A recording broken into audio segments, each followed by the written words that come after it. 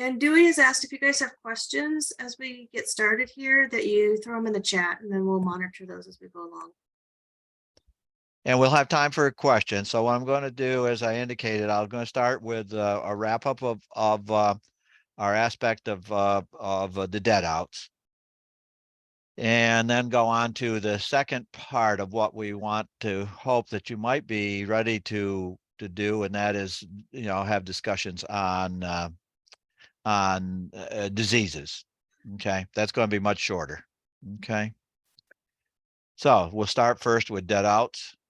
But backing up even further than that, it all starts with knowing what is healthy. So to be able to tell that you have an unhealthy condition, a stress condition, there's something that's happening with the bees, that you really have to start with healthy. So what we do is we look for that a capped brood pattern. That's the easiest thing to do. When it's cool and wet like now, that's the best way to try to check them real quickly, is look for the capped brood. What we want to see is a solid pattern, and at this time of year, of course, what you're going to hopefully see is there's still some honey to the top and to the sides, as shown here. And you are starting the colony is starting, many years by now well underway, but this year only kind of starting to turn the population around. So there in the middle, the cells are open or empty, and what you want to do is confirm that is why is that empty? Why is there a patch like that?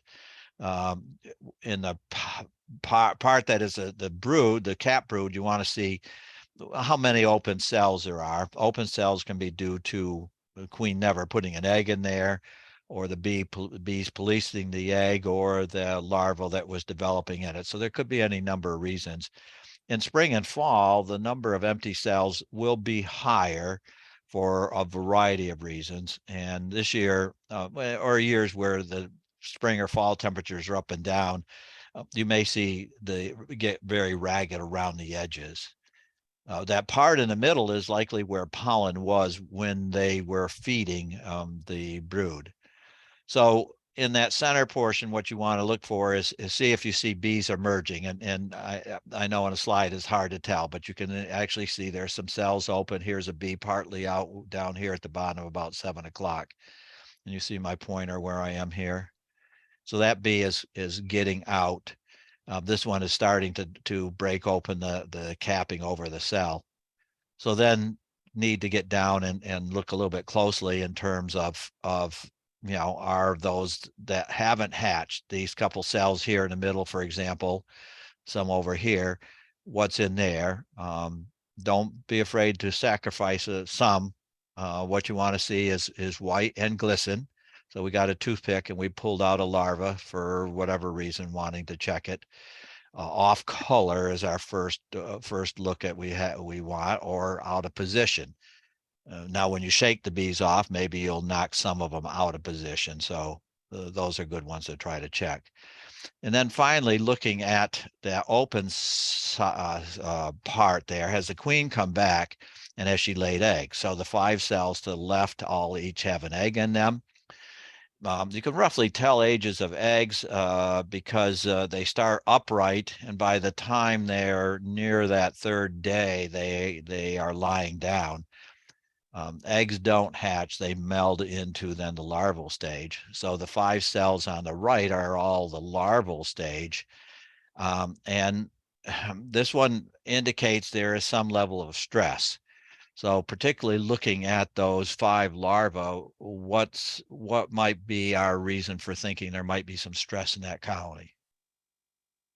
They look a little They're too dry. Yeah, Mike, you're saying they look a little gray. Yeah. They aren't swimming in jelly. Yeah, there ought to be a pool, and the pool should be almost almost filling the bottom of the cell, and these are just in. There's only liquid right where they are. The one at the very bottom, 6 o'clock on the clock there. I mean that's starving. that doesn't have enough food to last, I mean, they're growing, they're increasing their size every day. They're doubling their current size every day. So that may be an indication of some stress, correct? So start with the capped, look at larvae that might or might not be suspect, and certainly look at the amount of food. The ratio should be roughly, for every egg, there should be a couple of larvae and 4 times the amount of capped brood. That's tough to tell, but it's also another indicator that maybe there is some stress if you don't see that 1 to 2 to 4. And of course, that relates to the age. 3 days of egg, 6 days of larva, 12 days is a capped equal 21. Okay, so that's where that ratio comes from. All right, so a lot of this started because of the discovery of foul brood, and that right away we were asked to. So this was in July of 2020, and a number of you were involved in the efforts that we did with that. In the fall of that year, we got this call for bees out in beyond Hillsborough, out near Banks. So there were 2 colonies. I used it as training, so a bunch of people went. So there were 2 colonies that were involved. The nukes had been established the previous spring. The per individual said they had not done any mite counts. They had used oxalic acid in the spring when they got the nukes, and then they had used formic in October. So this was one of those nice October days. On the left colony, as we're looking at that, they had three boxes on with a Vivaldi board or quilt box in the box above that. That thing in front was to keep the rain off of the entrance, the rain from dripping onto the entrance, that thing above the second box. They sent photos and wanted to know if what they thought was okay. And they thought their second colony, the one on the right, was okay. So here were photos. So this was what they had sent as photos. You can see on one frame, and this is from the colony that was on the left, the one they thought was in stress. The bees had moved off of a brood area, that's to the left of the frame, and established a new brood area to the right of the frame. So see how the left brood area is very, very spotty pattern. Cells open, bees having trouble getting out. And the brood on the right was not as bad shape, but certainly not a good solid brood pattern as you would expect. And the bees will do this. They were moving away from a nasty mite problem to try to establish, still within a colony, another brood area. You don't see any honey on this frame. So using your clues in terms of what might be going on, right away we're going to believe that this is probably a mite issue. The bees, rather than absconding in this case, tried to move off and established another brood area on other frames. And we'll see this moving away from brood. Bees don't want to do that. And if they are moving away from brood, it's certainly an indicator of stress. So likely they moved away from that, established a new brood area. Widely scattered in another photo, widely scattered, perforated, sunken, discolored brood. Adults being unable to emerge, but what we could go in and remove the brood. So we're not, sunken, perforated cappings is an indication of foul brood, one of the characteristics. And certainly we have sunken, perforated cappings in here. Look at how this capping is really sunken here. Perforations of several different sizes. But we can remove them. And of course, with American foul brood, the characteristic is that scale melds into the lower cell wall and it's just not removable. So quickly we could, by looking at a frame and even guessing from the photo, that this is probably going to be removable. So, again, reinforcing that this was a mite issue, despite their having used some miticides. And another of the frames, the third frame that of photo was sent. This person really took the right photos. The problem often is in asking for photos is you don't get the right photo. You don't get what you want to see. But this was a frame of honey that was in that colony. Again, this is on the left. But notice the raggedness. So what they were seeing as flight in and out of the left colony was in fact robbing. So you can see the raggedness of these cappings, indicating that the bees are tearing at it, and there's flight in and out of the colony. There was on that October day, but it was robbing. So then we visited the colony on the left. Again, we saw the robbing. The colony on the right was essentially dead as well. What they were seeing was a ghost of a colony. So as we looked at the colony on the right, they were starting to abandon brood. Here you can see the leftover brood cells on this frame here. This one has been flipped over, and so you can see that where the extra comb is, it fits in these ghosts here. And you can see, boy, I'm sorry, I have trouble with and you can see the effects of robbing on the edge of the frame here and up here. Again, this raggedness. So 2 colonies, not the one, and bees robbing. It was a wooded area, and probably bees from bee tree were finding these 2 colonies to rob. So one was dead, was completely gone. The one from the photo on the left. And although there was entrance activity there, James Hagerman looking at the entrance, it was no pollen coming in. It was just robbing that was going on. So that's what we will see in the fall. So here's a summary shot that I show of the fall. You need to look at about 3 things in the fall and see if you're looking at a ghost of a colony. One, low adult numbers. So on this frame to the left, there's a brood area. But if you've not shaken any bees at all off of frames, and we haven't here, that's not enough bees to cover that brood area. Okay, they're covering the center of the brood area, but notice on the right of that frame, there's all that cap brood that's not being covered. So if it goes down cold tonight, that's the brood that's going to get chilled. So that's going to be that ring around the bathtub that I'd indicated. And then this pattern, the spotty pattern. So low adult numbers, the spotty pattern. If there still is brood, looking for what we call cruddy or snot brood, and it's just undifferentiated larvae. You can't.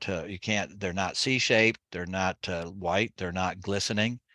But they don't have the characteristics of either American or European foul brood. It's the name snot brood is kind of characteristic. They look like a piece of snot in a cell. And then if you look where those bees are, where the spotty pattern is, you're likely to see this lower right.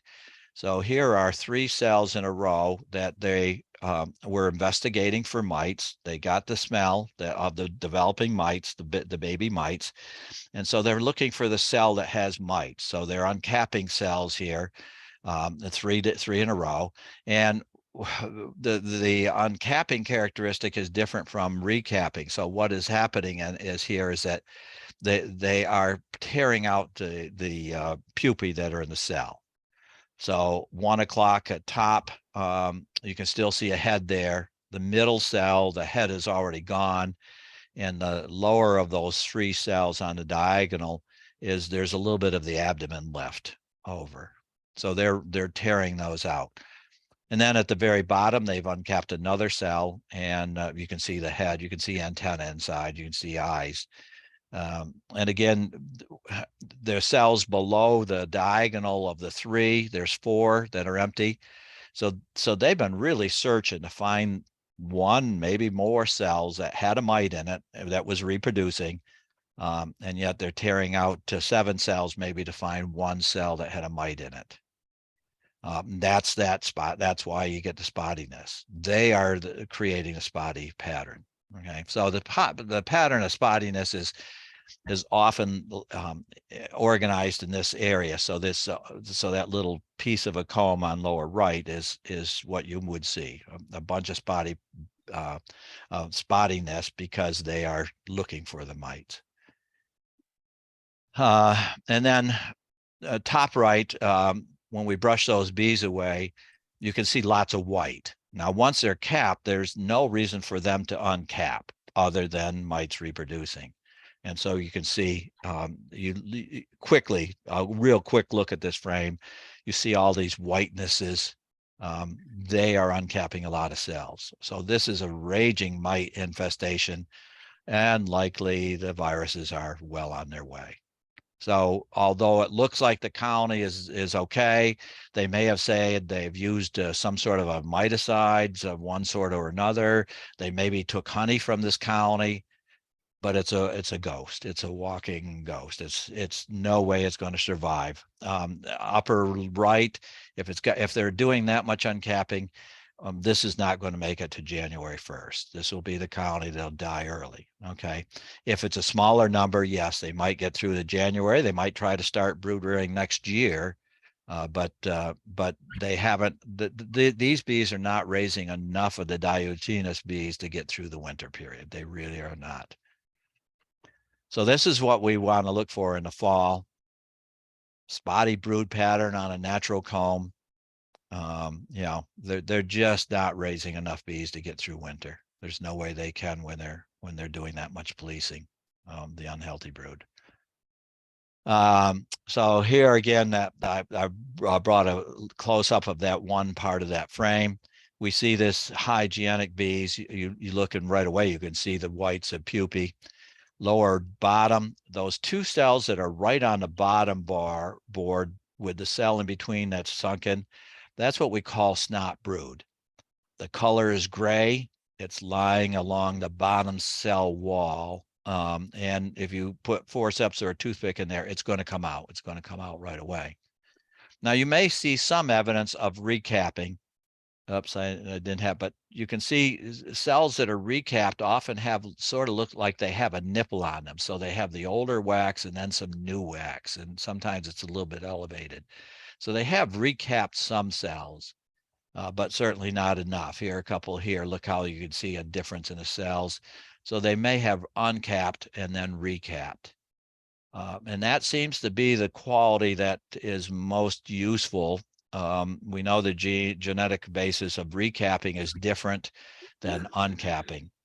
Our breeders have selected for the hygienic, the uncapping, but we don't have a good stock of that recaps, with the possible exception of the hilo bees, the bees that are being bred in Hawaii, that are the offshoot of the pole line, the POL, the commercial beekeeper line that was developed at Baton Rouge.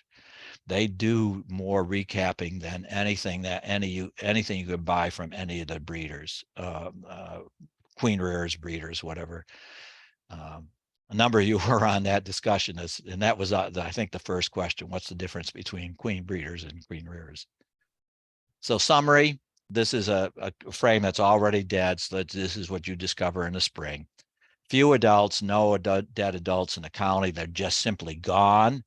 They leave. They may have absconded. They may leave, but you don't see many bees in a cluster. No bees on the bottom board, or very few. But you'll often see bees just scattered throughout. And when we looked at the two dead outs of the pub colonies, we had bees scattered through the colony, and one had some dead bees on the bottom board. But that's all that you see left of an adult population. And yet we looked, and there had been brood on like 6, 7, 8 frames, and all that was left were a few adults, a couple thousand maybe, and all with the bottom board, etc. Then the scattered, leftover, sunken, perforated cap brood. And sometimes evidence that they moved their brood area off of the brood area into a separate area. The chewed down pupae, the adults unable to merge, halfway out, adults halfway out. if there is anything still living at all, you catch it in the fall, you may see the snot brood, but over winter and a spring dead out, you won't see snot brood. The larvae are gone. But make sure it's not American foul brood. The sunken perforated cappings can fool us. And you do that by making sure it's something removable. So you see the toothpick went into one of those cells that was perforated, and the remains have come out. Okay, the remains are usually grayish, not yellowish, no real indication of yellow, or certainly not anything that is ropey or gooey or cafe au lait color, caramel colored. Okay, so you still want to in that situation, if you're there, it comes right away. You look at a couple frames, yeah, it was mites, but make the double check and make sure it was not American foul brood. All right, so this is the chart of reasons of things that we might look at in terms of dead outs. I handed this out, and I also sent this to you as an attachment. I will send it again as attachment. I'd like to have you look it over and add anything that you think might be appropriate as you look at these reasons. So starting at the top, starvation, freezing, freezing, split cluster, too much moisture, and then the fifth one, PMS. And when you get called, then you will find the others: mouse nest, shrew evidence, damage to the colony, maybe slime and small hide beetles. Saying, well, the yellow jackets weakened my colony and they died from yellow jackets. And finally, no one home at all, but looks like fairly healthy brood, an indication of absconding. The last ones are all secondary. The mice did not destroy the colony. Wax moth did not destroy the colony. Small hide beetle made a colony very uninhabitable for bees, but they could have moved over to some other frames. And yellow jackets are good scavengers, but they're attacking colonies that are all already having problems. It's very doubtful that a yellow jacket can kill a colony. Now, I say that, and yet most of you probably have had experience where, I think yellow jackets really did my colony in. We need to get that looked at more clearly with a research project. All right, so dead outs. Left, that was a pub colony out at Zenger Farms on Foster Road, a half depth on top of a full depth. So we're looking at 3 frames of the half depth. This lower frame, the one down at the bottom, notice that they were rearing brood. This is a nice solid brood pattern. So this is spring brood. The colony survived until it was alive in March when they looked at it, and dead in April. Bees on 3 of these frames, some had fallen to the bottom board on the cluster, not holding together when they died, but there is no honey. There was no honey in these frames or in adjacent frames. So we thought that this was probably a case of starvation. So starvation to us should appear that there is a good sized cluster that goes across more than one frame, and no honey, at least on the frames that the bees are on, because spring starvation can occur when there is a cluster, a large number of bees, they're rearing brood, and we get these 3 or 4 days where they just cannot get out. They just cannot get anything. And this is especially prevalent on the east side of town, in the foothills of the Cascade Range, more than the coastal range. Every few years we see people having this starvation of large colonies that started brood rearing, but then the weather kept them in as they started rearing brood and then could not get out. So this would generally be what we would be looking for starvation. If you brush the cluster bees away, you will see this in almost all cases in starvation. This is the butts. So a bee crawled in virtually every one of these cells as they tried to keep warm, tried to survive for the winter period. And as I say, they could have starved over, they could have run out of food in a day or so, where they just could not break cluster to get out. So this is a cold issue as well as a starvation issue usually. But when you see butts in cells, usually you can say this somehow was starvation. Might have been too few bees, certainly, but starvation as well. And then you go in terms of no honey being present. Spring starvation, they just fall all of a sudden to the bottom board. And in many cases, the bottom board is clogged. Bees can't get out then after a couple of days. There's so many dead bees that have fallen to that bottom board. Layer upon layer upon layer are piled up on the board. And what we need to do is when they first notice it, look back at weather and see if it happened to be that cold snap, that spring cold snap, where they just could not get out. There are flowers out there. They just, I mean, there's plum trees, there's a cherry, there's a lot of things now in bloom. The bees just, they just can't get to it right now. There's a lot of dandelion. Now, the second one that we have is that of too few bees to get through the winter. So here we have their brood area, a left behind brood. You can see a number of brood cells, left behind brood, but they just cannot get to that area. And there we see the cluster, very moldy in the cluster, but the bees that are left, there'll be some that'll drop to the bottom board, but that is by no means enough bees.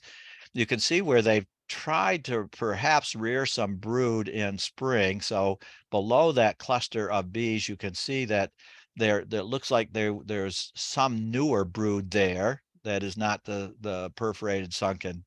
But then as you go to the edge, certainly a lot of brood that was left behind. The bees, they just were that there was a small cluster, and it got smaller and smaller and smaller as winter went on, and then there were just too few bees. Here they were clustered over pollen. And you might find this size of a cluster on 2 or 3 frames. They were lined up on the top bar so that they could go and communicate with bees on the other side of the frame, but just not enough. And then immediately where they are, there's no honey. Yes, there's honey further to the edges, but not immediately where they are. Another of the signs of just too small a cluster. Here's a queen. Here's our marked queen. They're close to where there's honey. They've left brood. See where they've left brood? So this is the last gasp of the colony trying to stay alive. And then one cold night did them in, even though they're close to where the honey is. Too small population. It can be substantial, but I think the deciding thing that I look at in terms of, well, it was starvation or too small is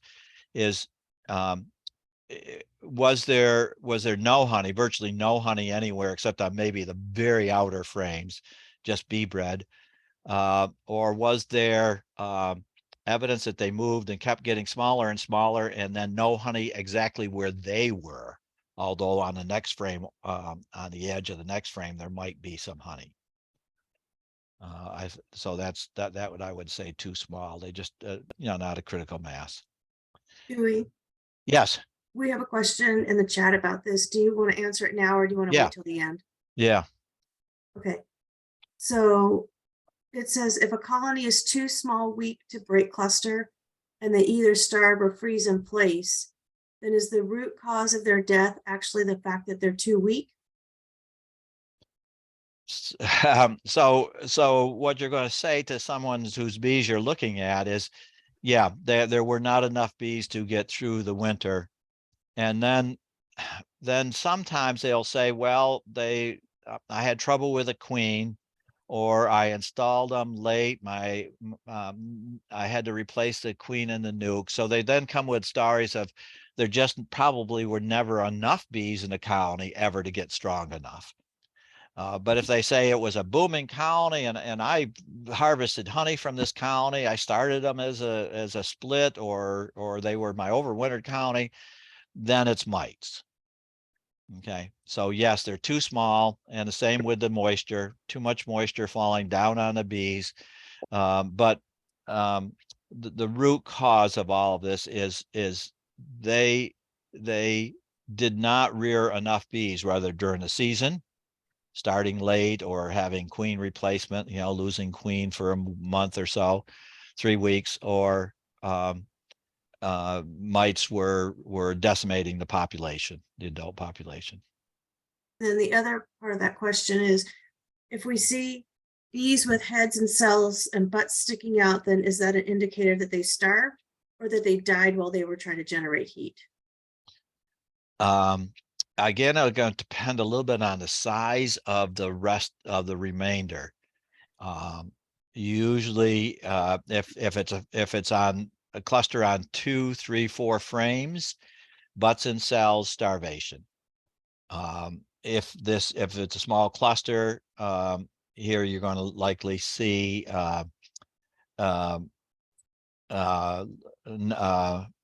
no butts, or a small number of butts and cells. And on moisture, generally, this one is a moisture issue. What you don't see usually are butts and cells. You usually don't see that. And you'll see a lot of bees on the bottom board, and that moisture on the bottom board. It's hard to tell with moisture. The other thing with this is look at the inner side of the first box that covers the frames. So whether it's an inner cover or it's a Vivaldi board, with moisture, most often you'll see some staining of moisture. In other words, there was enough moisture on that piece of wood or plastic that then left moisture, or stains in wood, the staining of moisture. That's how the too much moisture will kind of factor in here. More bees, not in the cells, and certainly mold starting, right away on the remains. And that typical mold, see the mold that's starting here on these surface bees, that's moisture.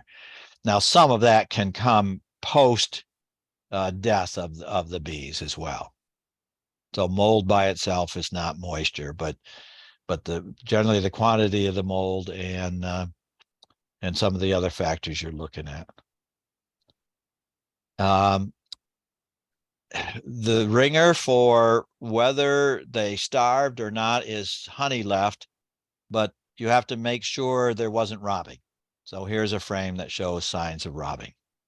So there would have been honey in this colony, but already by the time you get there in the spring or in the fall, bees found it and they robbed it out.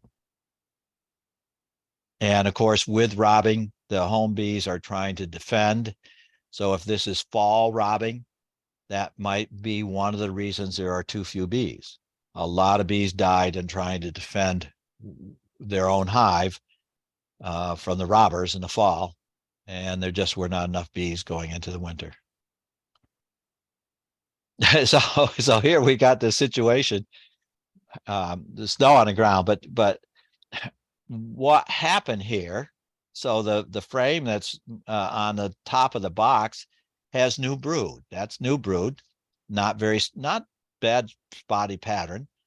The bees have fallen off or been brushed off by the time you get there. And there's honey left over in other cells, and you don't see the brood remains in these frames.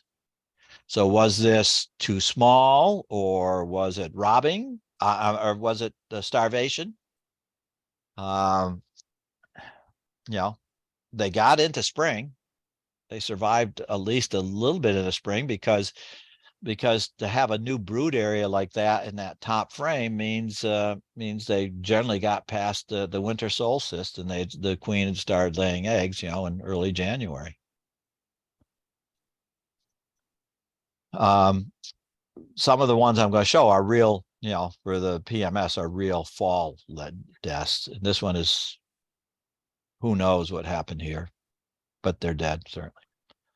So this is the spring, leftover brood, leftover honey, and whether we find remains of a cluster or not, they may have absconded, or they may not have. They may have been brushed off by the time you see them.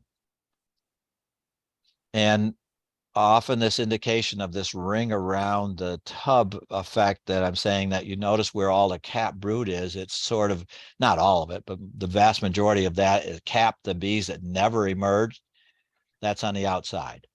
So they were losing bees for some reason. They were clustering, they were pulling in their cluster, pulling in their cluster, pulling in the cluster, and they're pulling the cluster in away from where there's capped brood.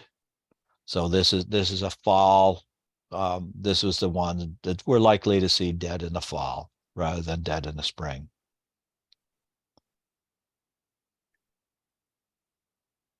You can see where they pulled away here. This is a good example of bees trying to emerge. But that brood just got too cold. And as they reached their time to be able to emerge, they were still developing. Reached that time, the bees couldn't get all the way out of their cells. And so then this is a small colony. And again, the leftover brood. See these brood cells that are left over means the bees have abandoned that brood as they're trying to stay alive somewhere else in the colony, or they've absconded. Here's a close-up of that to the right of that frame.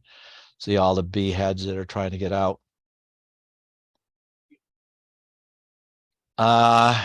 The other categories, absconding just really confuses things completely, of course. Wax moth, if you're not there in time, top right, obscures all the clues that we should be looking at. The wax moth can, particularly in cool and warm falls, or if they pulled in some frames and put it in some storage, and then left a small colony in a small box, and then we get called and say my colony is dead. Look at what's in storage from that colony as well. On lower to the left is, you can see some small hive beetles. There's 1, 2, 3, 4, 5 evident. 2 right over, like you're looking at about 2 o'clock on the frame, right on the very edge. And then on the bottom, about 7 o'clock, a small hive beetle on the capped honey. What they do is they make part of the hive habitable for themselves, but not for the bees. They create this slime and fermenting honey, and the bees move away from it.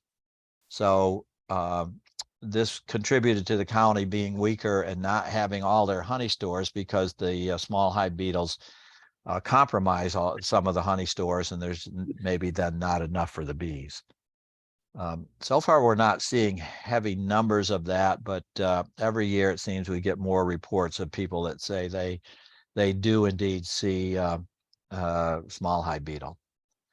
Queenless, another factor. The colony will survive the winter without a queen, but obviously by spring they're just not able to. You'll often see queen cells or evidence of trying to raise queen cells, emergency cells, by the bees. So it definitely looks like probably the last thing that was going on was a queen event of some sort, as we witnessed by queen cells.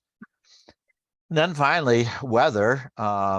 The weather conditions that are the toughest on bees are up and down. So it's warm a couple, 3 days, and then it's a cold snap, and then it warms up, particularly after the first of the year. So if we get that January where it stays warmer and then colder in February, or up and down in February, up and down in March as it can be, those are events that are are picking off bees.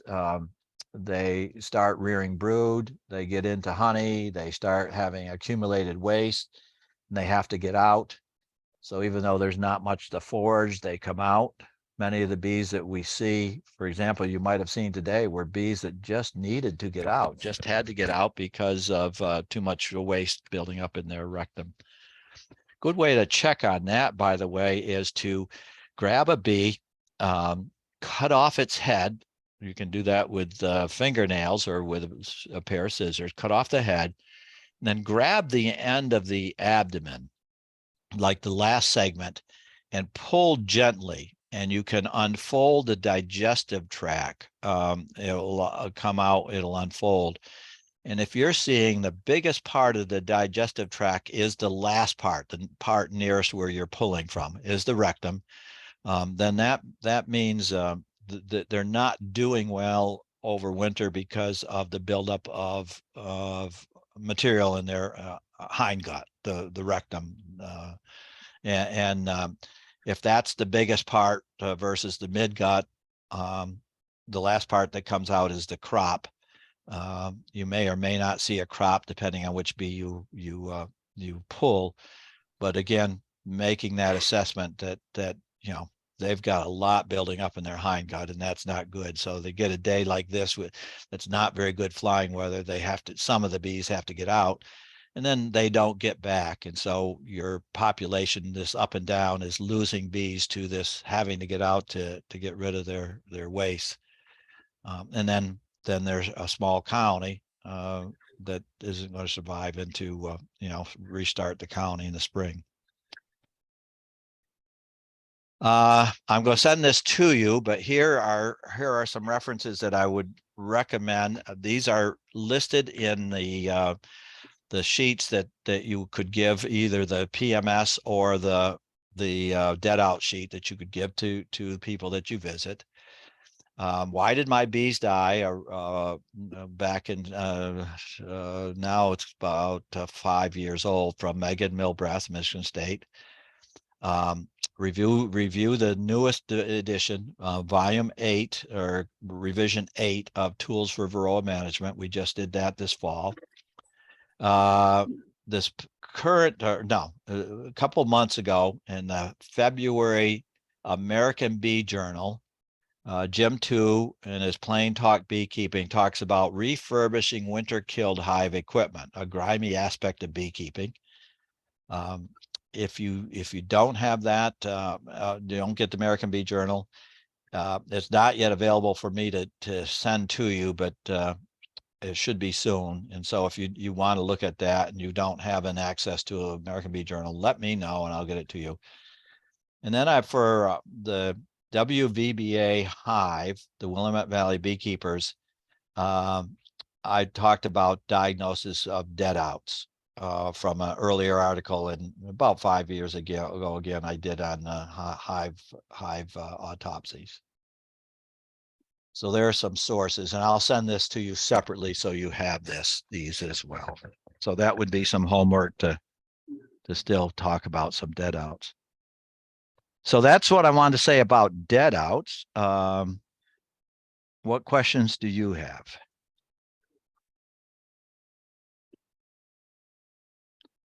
If any of you find a dead out this week, bring it next Sunday if you can, or if you're coming next Sunday to the workshop. We're going to have a workshop at, I've got to revise the time, right, Janice? So it's going to be 11 o'clock start next Sunday.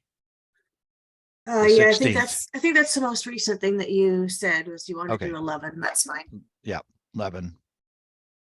And Debbie, go ahead and unmute yourself and ask your question. I excavated a dead out a few days ago and discovered a lot of bees jammed up in the corners of the frames along the top edge of the box. It seemed as if they were trying to take cover from something or other. I didn't know if it was yellow jacket raiding or something, but they were just jammed in clumps between the frame shoulders up along the edge of a box. Any thoughts on that? Yeah, we saw that in the pub hives too. particularly the top of the frames of the lower box, but sometimes in the top of the frames of the upper box. I think what's going on are the bees are looking for stores. So they've left a cluster looking for stores. They get chilled and they don't get back. So it's kind of tiny clusters, bees all going to the same place, finding food, but then apparently not able to get back to join the bees in the cluster. There was a massive amount of honey in that colony. So I'm surprised. And the pub Oh, hives, remember, each of Same those too. boxes were almost unliftable. They Right, had so right. much honey. Yes. I was tucked at the back and couldn't Yeah. quite catch everything. Sorry. Okay. No, those top boxes in the pub hives were unliftable. They were that heavy. Yeah. Yeah. I think I Thank saw you. that similar too today. You did, my Yeah, where they were on 3, 4 frames and they were all clustered up in the corners across the frames, and there was honey in the hive everywhere. That's certainly what we saw in those pub hives. Yeah. Yeah. They were stuck in the cells. They were dead in the cells.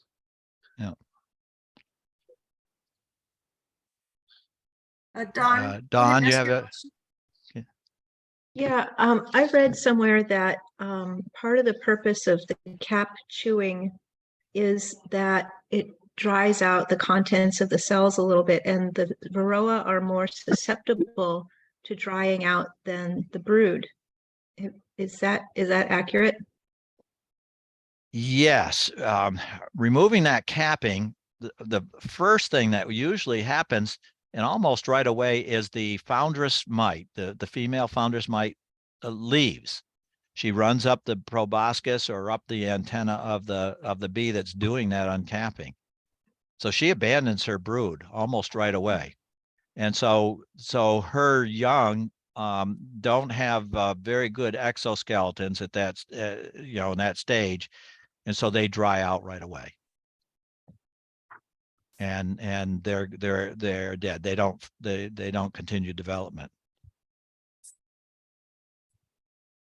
Yep. And then the brood that's been uncapped, then unless it's recapped, it won't survive. So it has a chance of surviving, but you have to have bees in there that have the knowing how to recap everything. Good point. And I'm not sure, but I think you're correct. You read that or you've heard that, or yeah, I think that's correct. If that capping is removed, the developing bee inside is fairly susceptible because again, it too doesn't have a hardened exoskeleton. So it's going to desiccate, dry out pretty quickly, even though it's warm, even though there's high humidity in the hive. It's not going to survive very long. Thank you.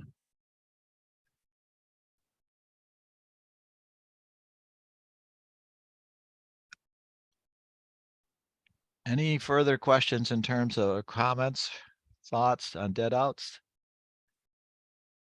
I think we are still going to have some this spring, the way we've had is this spring. There's certainly some colonies that are susceptible. Yeah, it's been awful wet out here in the foothills area in Forest Grove. I think I got a lot of water damage. Yep.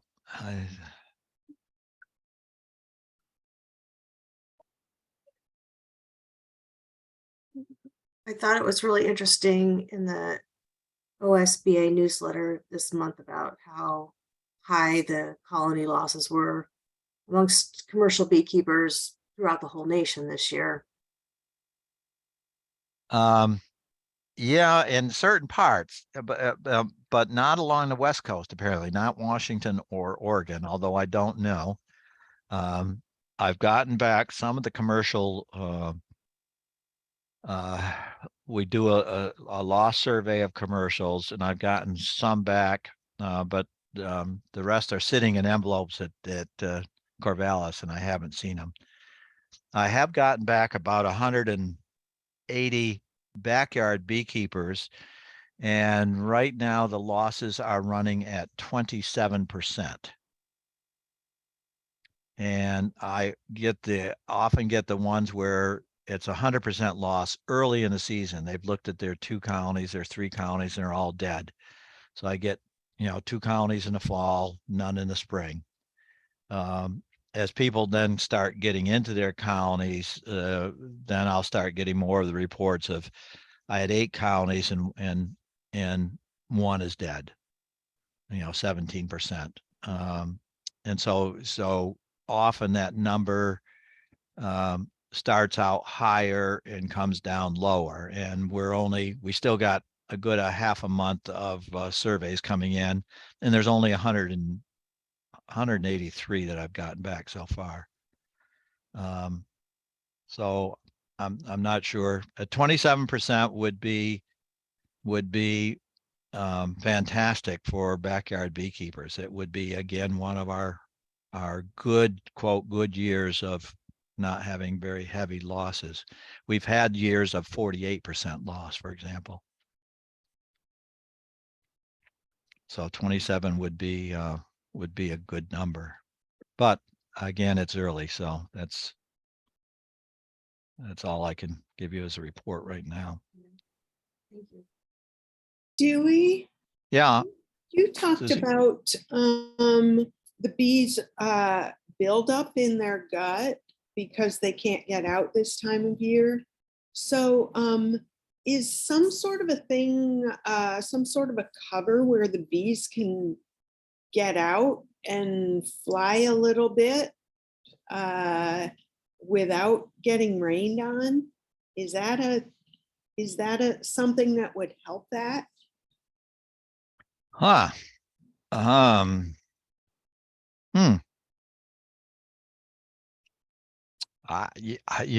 not sure. Some of the Western barn designs were that there was an overhang where the animals could go in under an overhang. And I know from survey that some people say that's what they do with they move them into some sort of a cover of some sort over the winter. Would that enable them to get out, get rid of the waste, and then get back in? I don't know. It's a great question. A great, and I'm not sure how to answer it one way or the other. Okay. In the winter, when we see a snow pattern, they try to get far enough away that they're not releasing the waste back on their colony. But when we had Nosema aphis, that's what the situation would be. We would get all these fecal stains on the colony itself, on the cover and on the sides. And so if they had a bit of a protected environment so that they could get rid of the waste, in the immediate vicinity, would it make a difference? Geez, boy, I'm not sure. Okay. Thank you.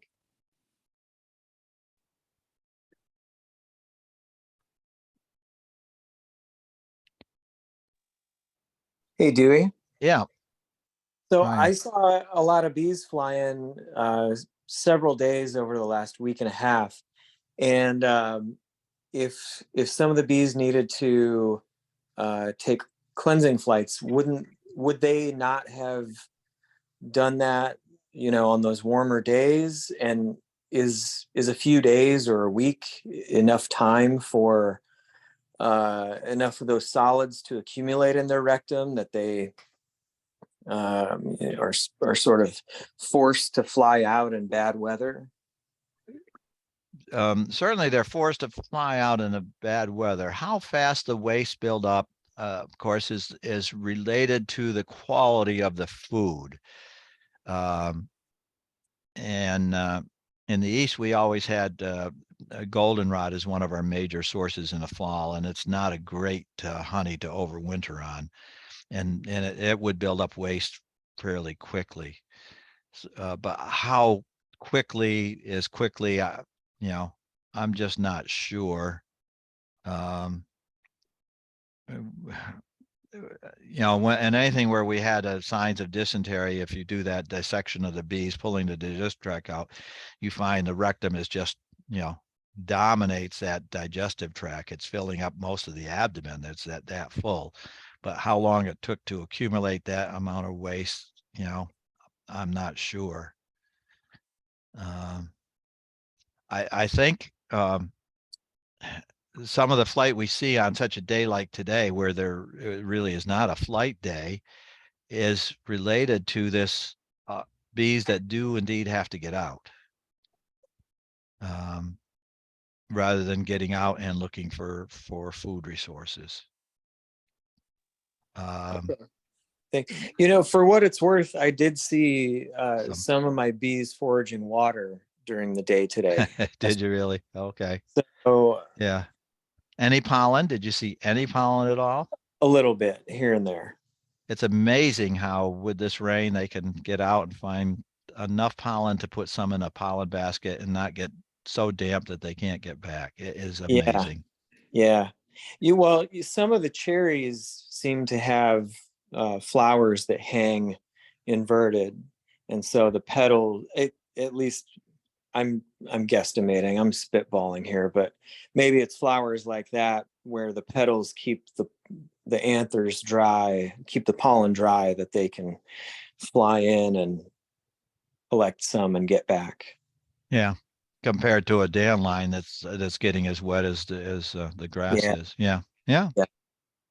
Yeah. I think you're probably right. Tree sources are, you know, I mean, tree sources have their roots in water, and the water is warmer than air. And so that's why tree sources secrete, you know, have more pollen early in the season.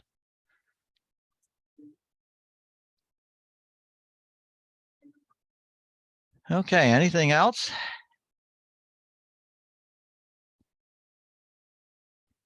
Okay, the next session that we do at the pub apiary, we'll look a little bit more at disease. Now, I have a couple disease frames we'll look at, but I wanted to, hopefully we'll have a weather good enough to take a look at how we look for disease. So our diseases, of course, are the familiar ones. And so you're looking now at symptoms. So let's go over and look in terms of how we might be looking at diseases. Okay. The pattern with the EFB is a spotty pattern. But then you look at individual larvae that for whatever reason are not developing. Off-white, they're not white, they don't glisten. So you can see in this shot from Rob Snyder from California, a fairly advanced case of European foul brood. And if we looked in many, many colonies in the valley here, we would probably find a large number have EFB. And actually the same would be for AFB. So if we looked for AFB, not necessarily looking just at the field symptoms, but actually looking in terms of looking for the pathogen, we would find a number of colonies that have, many colonies that would have EFB in the valley, but also some that have AFB that then don't develop a case of AFB that ends up killing the colony. And likewise with EFB, not common to kill colonies. So the pathogens are there. The pathogens are hiding there somewhere in these cells. And then you get a stressful condition in the spring, the larvae not getting enough food, particularly in the very early stages. Initially in spring, there's an imbalance. You've got a lot of older bees, but not many young nurse age bees. And the colony will only turn around when they finally can raise enough nurse age bees to allow the queen to continue, you know, a heavy egg laying. And then the population switches from being mostly older bees to mostly younger bees. Well, there's a period in the early spring where that's never going to be the case. There's going to be too many older bees and never enough younger bees. And that's when these pathogens for these two major, the bacterial diseases, the foul broods, have a chance to get started. So here's a pattern we will see with EFB. You'll see apparently healthy. So if you look on the top row there, under the P, that looks like an apparently healthy larva filling up the cell. That's a third or fourth day larva. Maybe it'll go through one more molt and really fill the cell. But then the next one is beginning to shrivel. It's very yellowish, and you can see the tracheal system. The tracheal system is very evident. So this is a larva that will never make it to the capping stage. The two beyond that, again, apparently a healthy. All the way to the right, apparently a healthy. You can see some capped so that the queen laid eggs over a several day period in here. In fact, I think you see on the second row, the very first one, I think that's an egg we're looking at. We're looking at the top of an egg. The next one is a larva that doesn't have enough brood food. And then so this is the second row. The next one over is looks like apparently healthy. But then you go 3 more and you see remains a scale. That's European foul brood has a scale. So when they dehydrate, they lose all that body moisture, and what's left is a scale. Is left is a hardened, dehydrated piece of their what was their body. And then middle under the E, the third one down, is definitely a larva that's under stress. It's not as big as its neighbor. It's yellowish, and you see tracheal system. Go down under the N, 1, 2, 3, 4, 5th row down. There's 3 in a row there that are definitely under some sort of level of stress. The first one under the N looks like a scale. I mean, that's almost dehydrated. The next one, you see it's out of position. It's not the C-shaped sitting in the bottom. The C doesn't really meet, but it's near the top of the cell. So that's a larva that's out of position. Why? It may be looking for food, so it's moving around. Why it's not where it should be, just not sure. And then the next one next to that is dehydrating. So got to recognize healthy, and then you can see the unhealthies in this case. Now we look for EFB in uncapped, non-capped cells. We're going to look for AFB with the cap cells. So if you see this, you see several that are under this level of stress. As I say, you can almost always find in the spring some larvae that are under some stress, particularly as you go to the edge frames of your brood area, or an individual frame on the edges. So it's not unusual to see that. So what we'd like to see is look at the pattern we want to look at is pay particular attention to the brood area at the edges as you're entering a brood area. So the brood area should be a sphere of some sort. For both AFB and EFB, look there more so than in the exact middle. Now, we would want to continue to the middle of the box and then get an estimate of how serious the disease is. So in this case, this is killing, 10-15% of the brood. If that's early spring, that's a colony under considerable stress. They need those adults to be nurse bees right away, and they're not going to make it to be the nurse bee stage. So EFB, uncapped brood, the yellowish color, the dried down scale. The scales now, if you take forceps, remember I indicated in your disease kit should have forceps. Go in that cell that's under the N on the 5th row down. That scale should come right out. that should be removable. Okay. EFB, removable scale.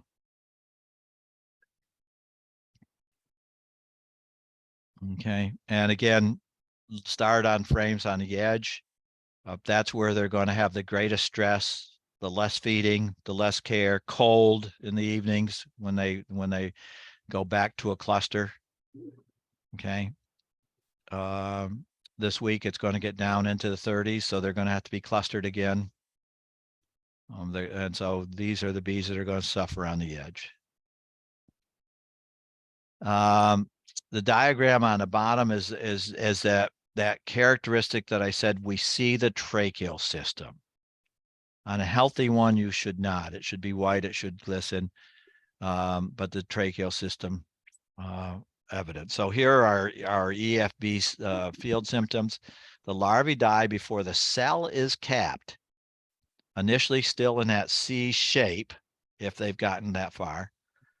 The infected larvae are blotchy and twisted in the cells. That one slide did not have a characteristic one, but like a corkscrew, the larva is not a C in the bottom, but is sort of a corkscrew, a twisted in the cell.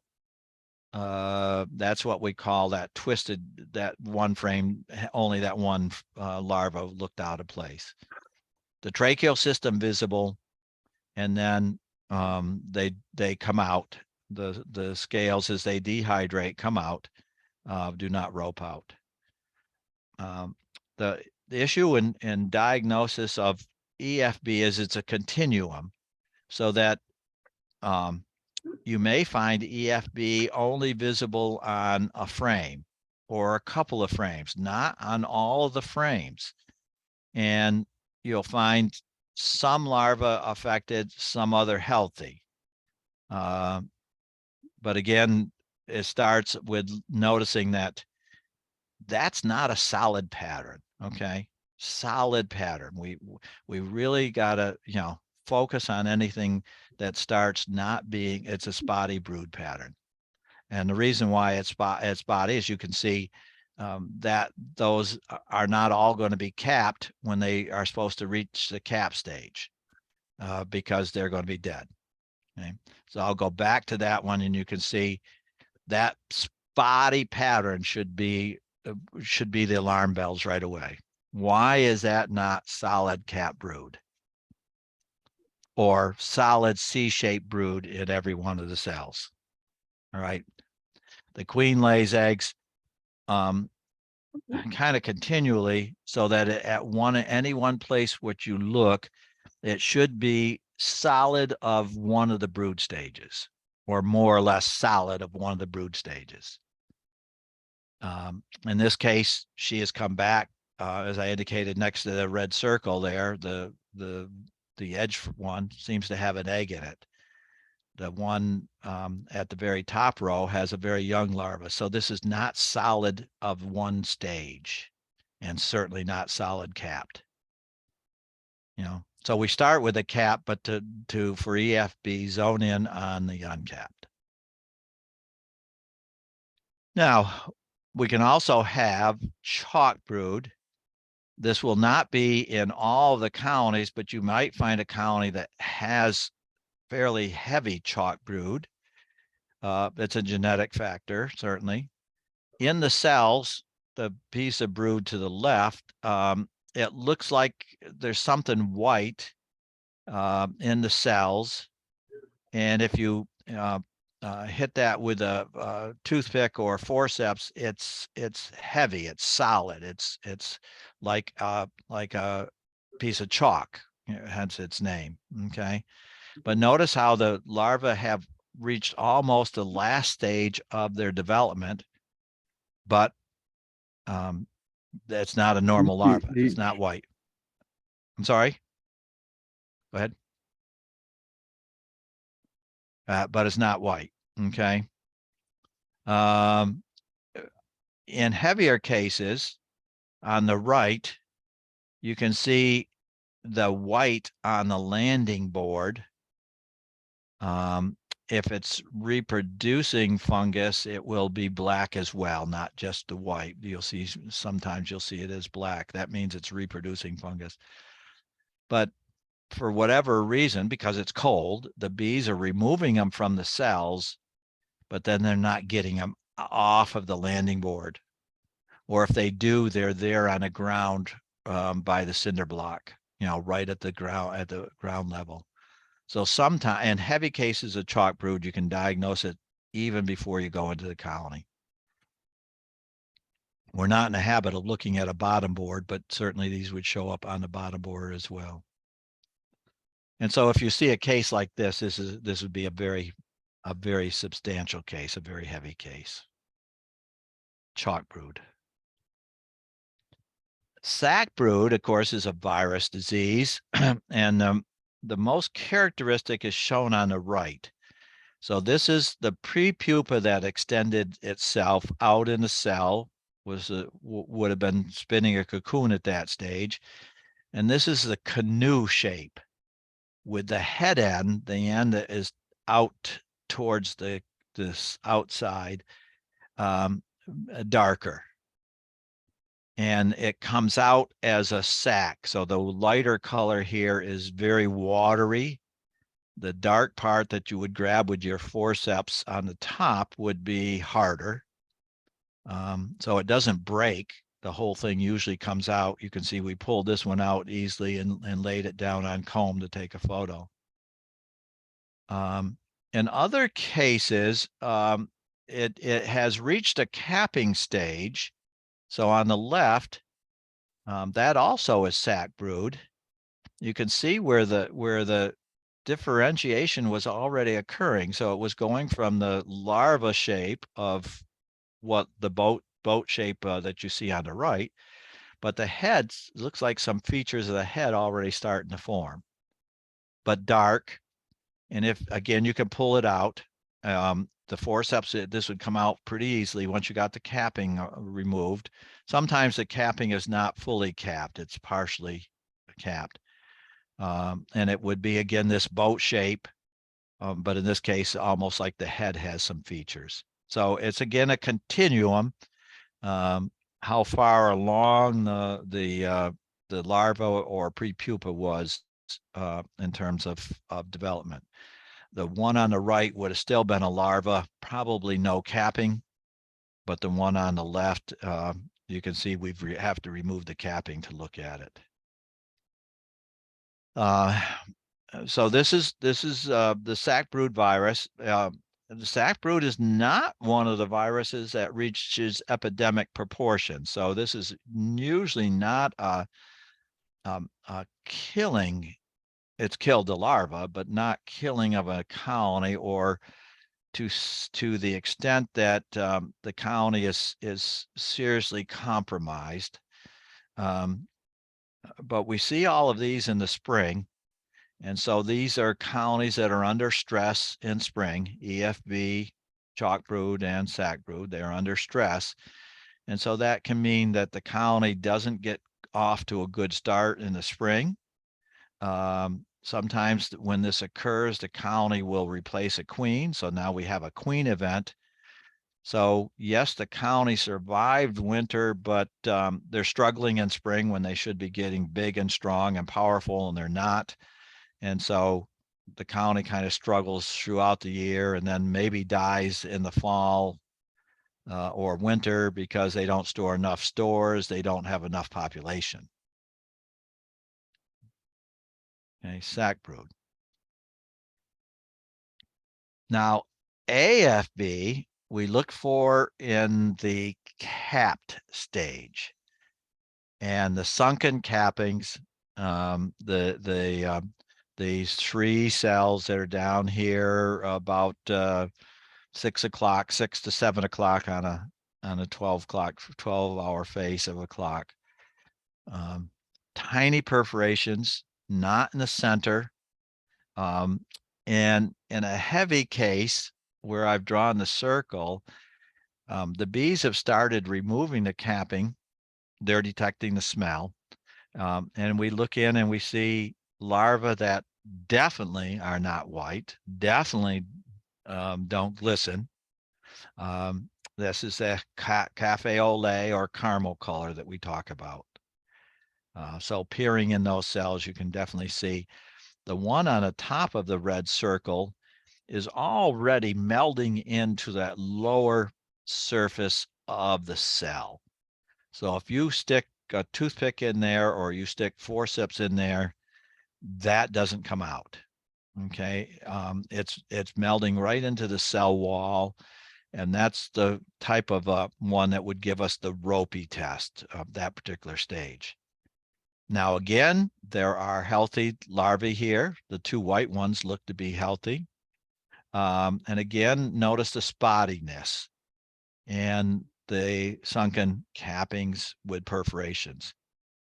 Once again, often this is at the side frames, not the middle frames of the box, but often the side frame. So a good spring inspection and or a fall inspection, and we do recommend 2 inspections, a spring and fall for diseases.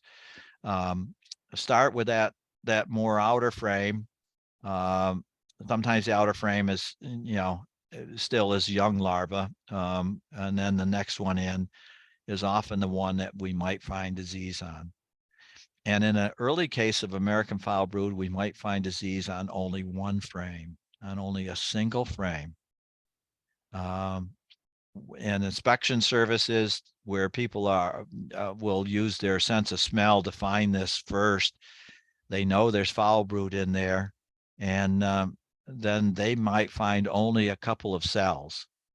And there have been a number of instances in a number of states, the regulations say that the individual has a right to confirm that what the inspector found. And so they see it, and then they go back in with the beekeeper in a day or two and can't find American foul brood, can't find the field symptoms. But it's there, they know it's there.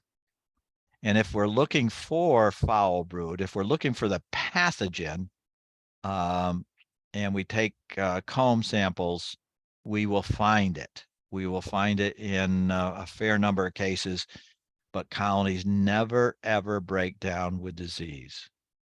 Okay, never end up breaking down with disease.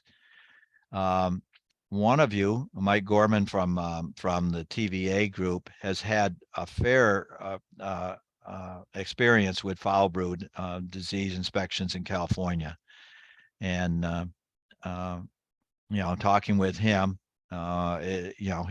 he's found cases, and then you just never find them again. But if you look for the pathogen, you will find it.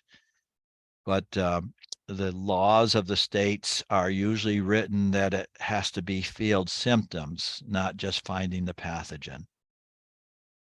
So it's you can't get rid of the colony based on if you find it and can't find it again when you look for it. That's why a number of the states, the inspector will stick around, dig a pit late in the afternoon, and then burn that colony in the pit that night after they've inspected it, found it. So that caramel colored one is where we would use the ropey test. So here's a stick. You can see very caramel colored. And a ropey test is that remains, while it's still fresh, and once it's dehydrated, this won't occur. While it's still fresh, will rope out, will come out. And generally what we're saying is it'll come out an inch, in extreme cases, an inch or more than an inch. But none of the other 3 that we went over would do any of this roping. The whole larva would come out. In this case, with this caramel color, it's roping out. You can't really remove those remains.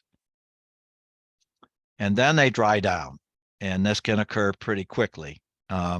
So our bottom board is here at the top of this frame. So you've got the top bar in your belly looking to the bottom of the cells. And in many cases, it's what you're just looking at is like an extra rim in the cell. So for example, the little box that's over here to the left, about 9 o'clock, Notice those two cells as we're looking in them. It's yeah, a little bit lighter color, but it's like an extra rim. So there's the rim of the cell with its propolis coating at the edge of the cell, but then just coming up almost to the rim of the cell is this dehydrated, the remains or the scale of foul brood. And then it's blown up in the larger box. And again, you can see particularly where the arrow is there, it's like there's an extra rim on that cell, the rim that the bees are walking on, that propolis covered rim, and then like an extra rim. And forceps or toothpicks, you can't remove it. Now, if you find an early case, you generally will find a larva that is still not completely dehydrated, and then you can use the Ropey test. So here's our stick. You can see we put the stick in and we just sort of rammed it around inside the cell. So it's got that caramel color on the stick, and then see the rope that comes out. It's pretty thin, but it is just roped right out. Okay. So that's the scale and a ropey characteristics. If comb is in storage, there's not going to be anything left to rope out. Everything will have melded down into, and you have to look for scale. Okay. You have to look for scale on any storage comb. That's about the only characteristic you'll have.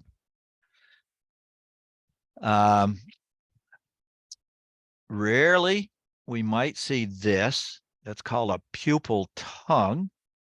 So the larva got to through the prepupa and it started to form the adult body, but then it died. What happens is the foul brood, the pathogens get into the gut, they penetrate the gut wall, and then they get into body tissue.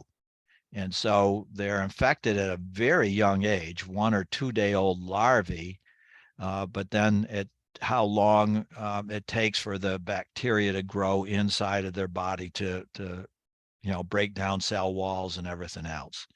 So pupal tongues are, for whatever reason, they were infected at a later age, or it developed more slowly in the bodies of the bees. And so they actually got to the pupal stage. This is the only disease that we see pupal tongue, but we often don't see pupal tongues. In some cases, it's not an obvious proboscis. It's sort of like there's a bar from the lower level up towards the upper level of the cell. That is a tongue, but it's not as proboscis looking as this particular shot is. And so there's no other diagnosis except AFB. It would be great if we saw it all the time, but we do not. We do not see it all the time. Yeah, in a raging case of American foul brood, often you will see it in early stages because bees are detecting it and trying to remove the decaying matter. They don't get to that stage and we don't see it. The Ropey test is not, there could be some other instances where it would kind of rope out in the EFB, or particularly also with sac brood. And so it's a touch thing, how much it is gooey and how much it ropes out is kind of a touch thing, but is diagnostic. So here are some references for AFB. Carolyn has developed a fantastic AFB video that goes through all of this from one of the greenhouses from a colony that had died from foul brood. So if you don't do anything else, at least look at that AFB video from Oregon State. The managing foul brood, our material from the Honeybee Health Coalition. E-Extension has a good EFB discussion with some of the photos I've shown here. And also this, to treat it with antibiotics, you need a VFD, the Veterinarian Feed Directive. And so we have information there from the Health Coalition of what's involved there. And finally, Carolyn has developed a diagnostic how to take a sample for sending it into OSU. She has both, one for the diseases and one for taking samples for getting a mite analysis, varroa mite and tracheomite. They are at a stage where Hannah can do virus analysis, but because of the time and effort involved in it, she is tied up with doing analysis of some of the studies that we have ongoing at OSU, and generally is not in a position to just take random samples of looking for virus. However, if you contact Carolyn or Hannah at the lab and plead your case, you might have a chance that they would take a look at virus as well as the pathogens and mites. I'll send you this as well. So this is your homework to take a look at some of these, this information. So the rest of the time we have, another half hour, if you'd like, is for any and all questions. We can start with diseases and go back to dead outs, and then anything else that you'd like to do. I'm here. See if we can try to cover some of what you might have. Oh, the other thing is we had developed a questionnaire. We had developed a Google questionnaire of, so someone says something's happening to my colony or my colony's dead. We'd like to get some information because in some cases we can do the diagnosis without having to take a trip all the way out to Banks and look at colonies that are dead anyway. So within your associations, if you can save people spending time to go out and look if it's an obvious diagnosis, that can come about through this questionnaire. And we labeled it with task force at the time because in 2020 we called this training of a task force, and it was, as you recall, it was because we found American foul brood in a colony that had come from one of our larger beekeepers that was then for one of the people that redistribute colonies and make up colonies for individuals in the city. And for me, that was alarm bells to find American foul brood, because what has happened is the commercials are feeding all of their colonies tylosin. Tylosin has a very long half-life. In other words, if you feed it to your colony, if you feed terramycin to your colony, it's gone in about 5 weeks. Most all of it. It's gone past its half-life. But if you feed your colony tylosin, after 9 months, it still hasn't reached its half-life. In other words, half of it is still there. So all the commercials have switched over from regularly feeding terramycin to feeding tylosin. So why did we find a foul brood colony coming from a commercial? Because the commercials have the pathogen. If we look for the pathogen American foul brood, we'll find it in all of our Oregon commercials. But we don't find it in our field examinations because the antibiotic, the tylosin, is masking the symptoms. So why did we see it in this one case? I was worried that that the beekeeper had gone back to terramycin, and we know there's resistance of the bacteria to terramycin. But no, had not. And so what likely happened was a colony was missed.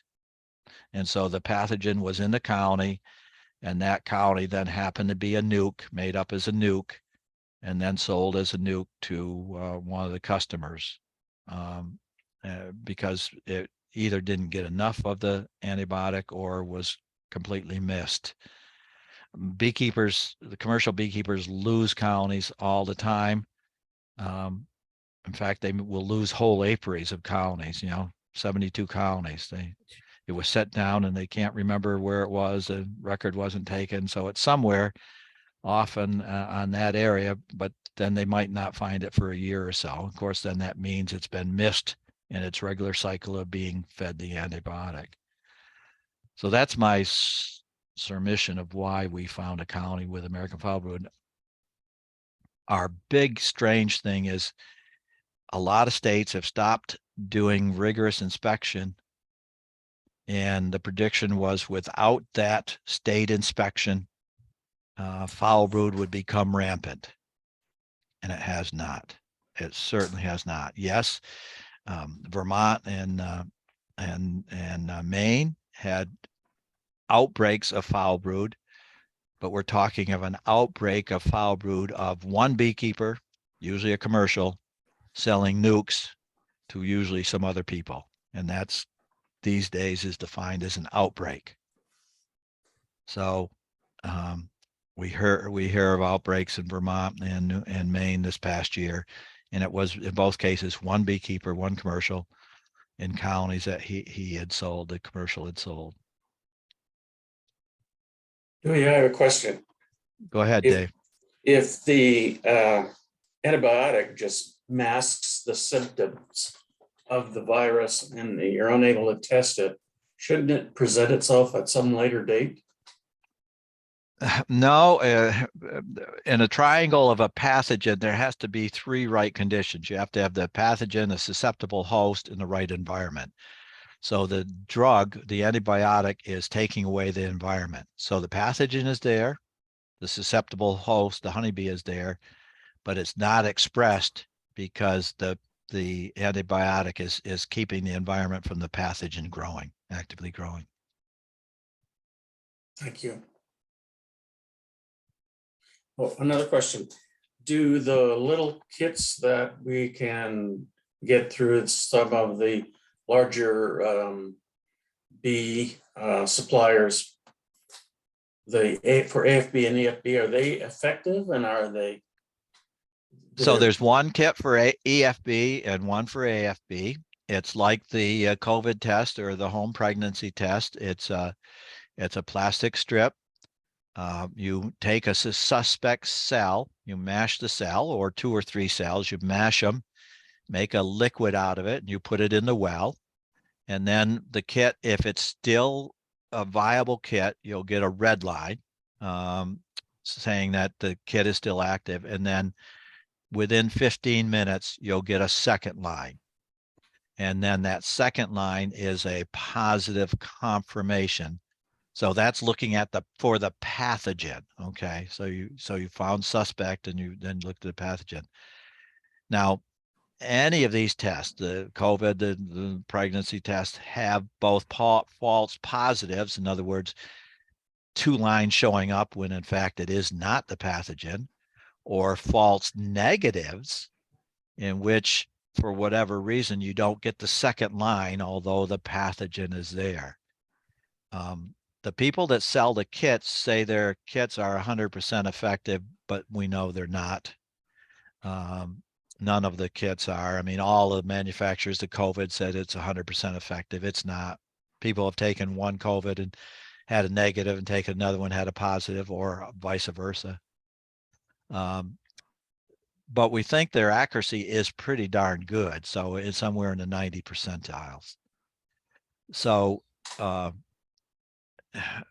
that is a good confirmation that what you're seeing in the field is in fact the pathogen. When a lab does that, what they actually do is they put the pathogen under a microscope slide, and they actually see the pathogen. In the case of American foul brood, they actually see a phenomena that happens with that pathogen called Brownian movements. It's like dancing spores inside of a slide. So it's not a compound scope, which many of us have to look for mites. It's it's not a dissecting scope, I'm sorry, where you have a stage and you could put a bee and look at their antenna and their wings, etc.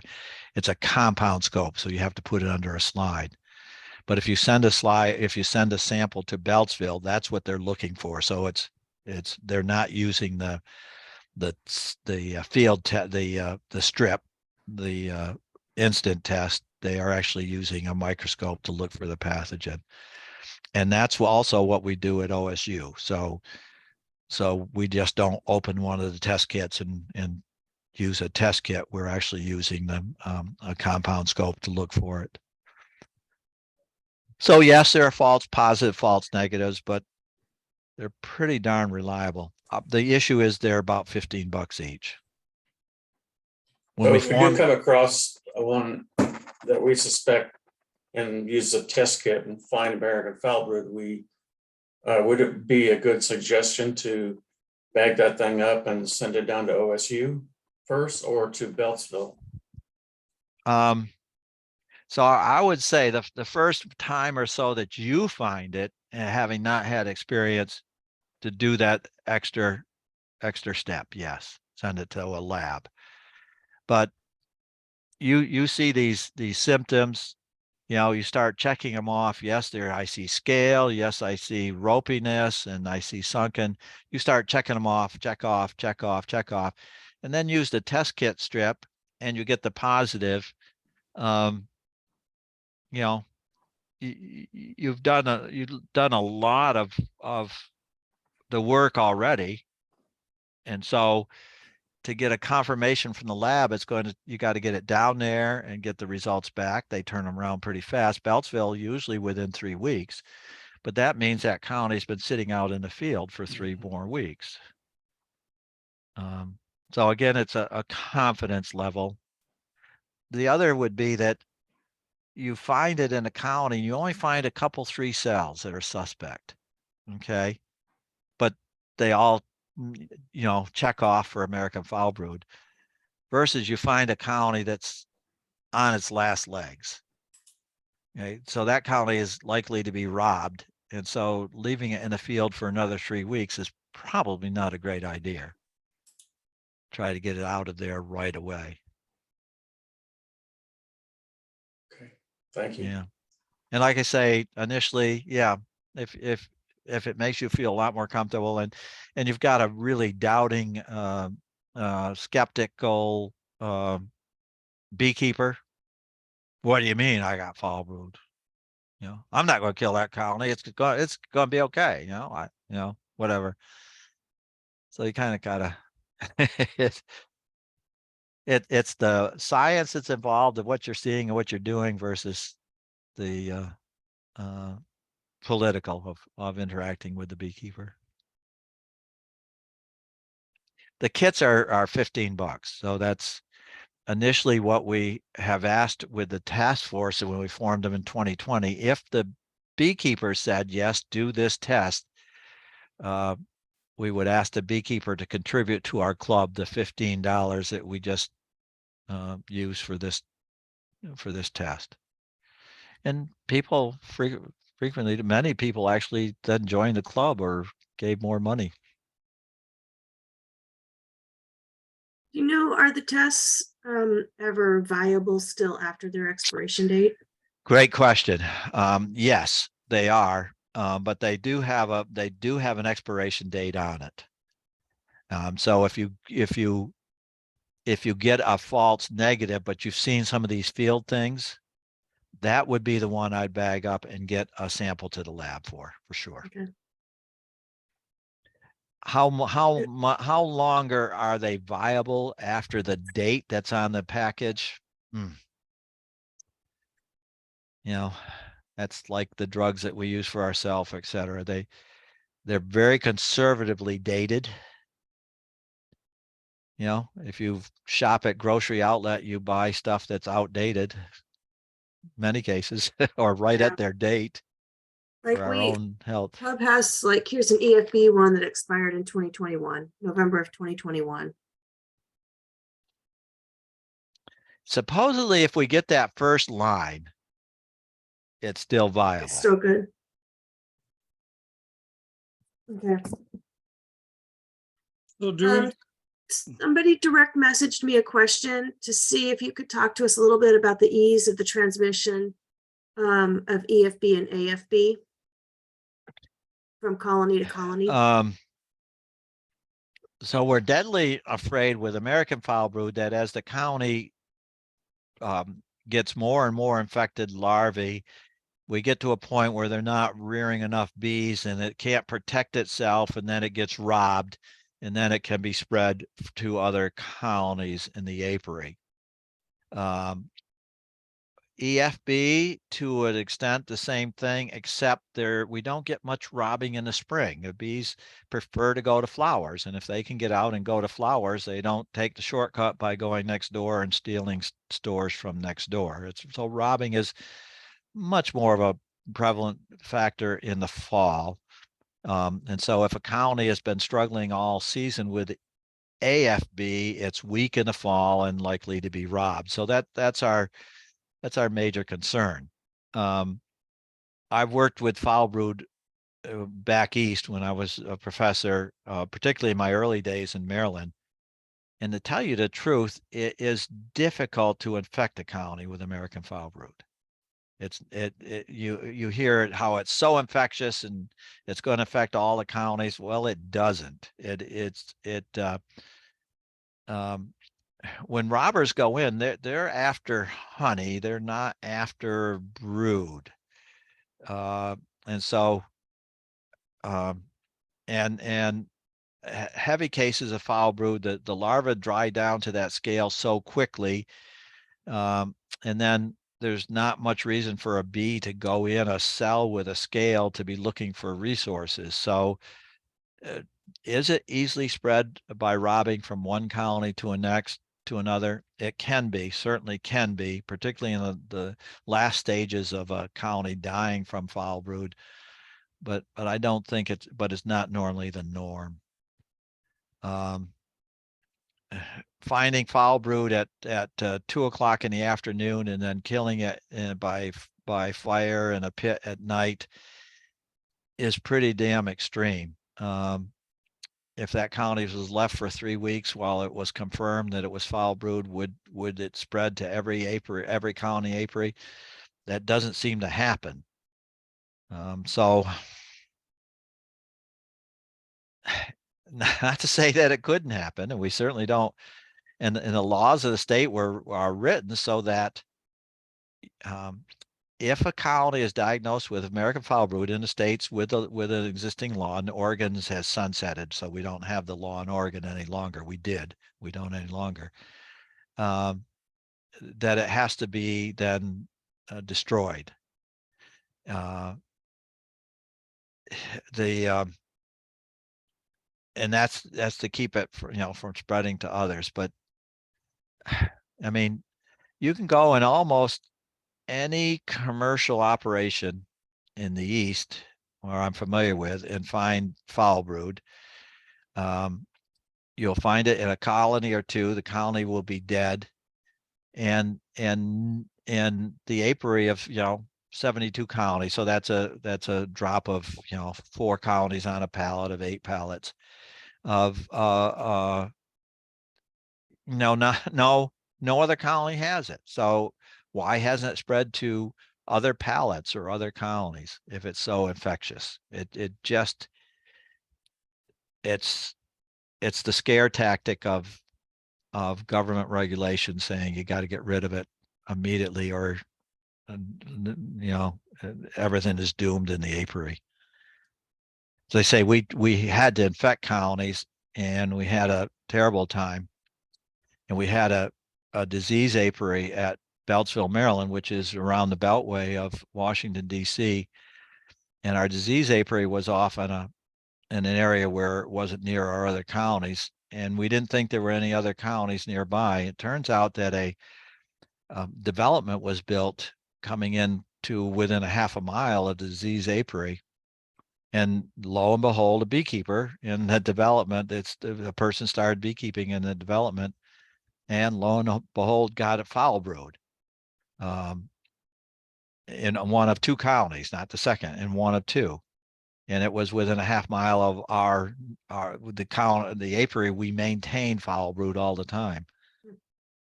So suspect, yeah, probably probably came. And to smooth things over, we donated a whole colony, a clean, not foul brood, clean colony to that individual. Yeah, jeez. I mean, I don't know. We have another question in the chat. What kind of precautions or cleanup does one take when checking a suspected EFB or AFB colony? Like after you've inspected it, what do we do? So foul brood, so the states that had a lot of experience with foul brood, if it was a backyard beekeeper, a small scale beekeeper, they recommend get rid of the colony. And of course, before burning laws, you would burn it there in the apiary. Now you have to bag it up and put it in a landfill that is covered with dirt, not an open landfill. And how do you know that? Sometimes you don't. European foul brood and chalk brood, and well, not so much chalk brood, European foul brood and sac brood clear up. So you might have a raging case in the month of April, but by May or June, you hardly see it at all. And by the end of the year, you don't see it at all, but then it appears next spring. So what we recommend is different stock, and it's just a shot in the dark. And so replace the queen, not when you see the foul brood in April, let it play out, let the colony get stronger, feed the colony, try to feed the colony as much as you can, good clean feed, get it stronger, faster, and it will take care of the disease itself. Chalk brood, not so, because it's a genetic issue, and in chalk brood, usually you end up having to requeen the colony, and the sooner you requeen the colony, the sooner it will be healthier. And requeening is a shot in the dark. I mean, you can requeen with just as susceptible stock as before. When we had a lot of chalk brood back in the 60s, buying queens was suspect. And we knew, for example, on the East Coast, we knew a Georgia beekeeper that if you bought stock from that individual, you often had chalk brood. Nothing was ever published on that, but everyone knew who it was, and the guy eventually went out of business because people stopped buying his material, and it was just word of mouth from chalk brood in the 60s. American foul brood. So the treatment of backyard beekeepers, get rid of it. The treatment of commercial beekeepers, if you need a certificate to move, get rid of it right away. And then because it was gone from your apiary, you burned it in a burn pile, you could get a certificate. No longer could they find American foul brood in any colony, the field symptoms. And so you got your certificate to move. And if you find it as a beekeeper yourself, generally the conscientious ones get rid of it. The others feed it antibiotics right away. And so that symptom that you saw disappears pretty quickly, particularly if you catch it at an early stage. The other thing that they would do, and I actually had a student, Dave Knox, one of my master's students, we looked at if you had a colony with American foul brood, we infected the colonies ourselves, and you had a colony with American foul brood, could you transfer the bees to a clean colony, new wood, new foundation frames, no existing brood frames, no existing drawn comb at all. Okay, if we transferred it to it and gave it one feeding of terramycin, would the disease come back? And the answer was yes, it would come back, but in only about 5% of the cases. So you had to get rid of the comb, but you didn't have to get rid of the bees, so you could salvage the bees. And what they would do, many people had a lye bath, so they would take the boxes and the frames, remove the comb from the frame, and put the frames in a lye bath, 20% lye. So you're basically trying to kill yourself with this boiling lye bath that you're putting frames in and out of in boxes and things. And then all you lost was some drawn comb if you had a foul brood. And we would allow commercials to do that, but not the backyarders. So there was some states were hard nosed. Find it, burn it, period. All of that night, it's over and gone. but a number of states would treat the commercials differently. And they would treat commercials differently if they caught it early. So the colony hadn't died from foul brood, but had, it was an early catch of foul brood. You could treat it differently. So the history of all of this is kind of strange, but like I say, the mystery is many of the states no longer have an inspector, or the inspector has many duties as an entomologist in the small states, you know, like Maryland, Delaware, and Massachusetts. And they do many different jobs, and so they only go and look at a county if they're called and it seems like something to spend their time on the road to go look at it or not. They're desk people, in other words, not field people anymore. Some states still have very active field. They have regional apiary inspectors. They have targets. You've got to look at so many to get paid. And you got to find a certain level of American foul brood, so you know which beekeeper to go look at to find some cases of foul brood. So you don't have all zeros throughout the year. Hey, Dewey, Yeah. I was just rereading Cindy's question, and I was wondering if she was referring to the precautions that we would take, like wearing nitrile gloves that are disposable as opposed to leather gloves to inspect the colony, and maybe burning propane the hive tool with a torch to disinfect it or something. Okay. Yeah, maybe you're right. Yeah, that Yeah. was all, that was my question. Okay. I'm I sorry. know all of it was helpful. Yeah.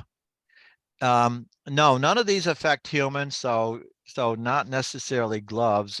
I will say inspectors in the states with inspection services are now wearing gloves. They never did, but they're now wearing gloves, but they're wearing gloves because you don't know what in hell the beekeeper has inside of the colony of these treatments. And so they're kind of protecting themselves more than from one beekeeper to the next. Washing things in a soapy water solution, washing in a bleach solution is often you see is written, is recommended, but I don't think it does a damn thing. It just makes you feel better because you've done something to try to clean up that nasty pathogen. We don't use enough bleach or soap probably to kill the pathogen. And certainly in any case with American foul brood, we do need to get rid of drawn comb because the bacteria stays in that drawn comb. We should not try to salvage the honey to feed it to other colonies because we know the pathogen is in honey. In fact, if you go to grocery shelves and you pull honey off grocery shelves and look for the pathogen, you find it in about 20% of the samples. So that honey came from a colony that had the pathogen, didn't necessarily have a foul brood, but the pathogen got into honey. So that's why we burn all the frames, and we would then scorch the inside. Usually they would do it in the fire. They do a pit, and you'd then stack the empty boxes. You'd throw the frames into the pit, a real hot fire. And so the fire would be raging out of the pit, and you'd stack the boxes and let them scorch on the inside. And then usually now what we do is we take like Troy mentioned, a portable torch and scorch the inside. You're trying to get rid of most of the propolis that is there, any of the wax. Scrape it well. They would do the same with the frames, and the lye bath did a nice job. The problem with the lye is it kind of changed the tenor of the wood, and those frames were never very good frames afterwards. And can you imagine throwing frames into a lye bath of, No. Cannot. Dangerous I profession. wanted to So, mention, Cindy, certainly if we're going to send someone else's hive, we don't know what they might or might not have used. Disposable gloves is a good idea. Okay. And anything with foul brood, get rid of all the drawn combs, whether it's landfill these days or burning. Certainly get rid of them. I guess, and if they're still nervous, recommend the bleach or the soapy water. Just dry them out afterwards. You know, it doesn't do anything at all. We can use gamma radiation to kill the foul brood spores. And so that would be a place that does the all the herbs and the spices that are imported into the US. They are all put under gamma radiation to kill anything that's in them. Like pollen coming into the US, the same thing from China. But we can do the same with bee frames. And there's 3 or 4 states in the East that regularly do this. New Jersey, in Virginia, Florida, in Wisconsin also. They have a facility where they send this. So they send their boxes. It doesn't penetrate honey very well. And the places that do the radiation handle dry stuff like spices. And they get really, really, really upset with beekeepers that honey runs on the floor of their facility. So they don't want us to bring any honey. But they do frames and boxes and covers, etc. And that, if you have a high enough dose, also kills viruses. But the problem is, to kill American foul brood, you need only about a 30 rad dose. To kill the viruses, you need about a 90. So triple the level. And of course, that adds to your expense. So most of them only set at the lower level and kill, but do kill AFB spores, inactivate them, let's say, in the comb. So you can reuse the comb. Jana put in, if you need the vet, and I also have that in your material we have worked at Oregon State with veterinary training, and there's a big project at Michigan State, Florida, and Maryland now going on with vet training. Better Bee has a list of vets, so that if you have a mind to feed the antibiotics, contact Carolyn. Carolyn would be the best one at Oregon State for a list of vets in Oregon, or Better Bee. And we're working on getting better training for the vets, so that ethical veterinarian needs to look and confirm the disease. And most of them, of course, in their vet schools don't have that training, although I've written chapters in the book that do train them, but most of the vet schools don't offer a training in beekeeping type of thing. One of my mentees in the Northeast is a vet, and she was interested in doing that, but had trouble keeping bees alive, and I'm not sure she's feeling very confident to do a BFD for you. We got 2 in the state that do. So.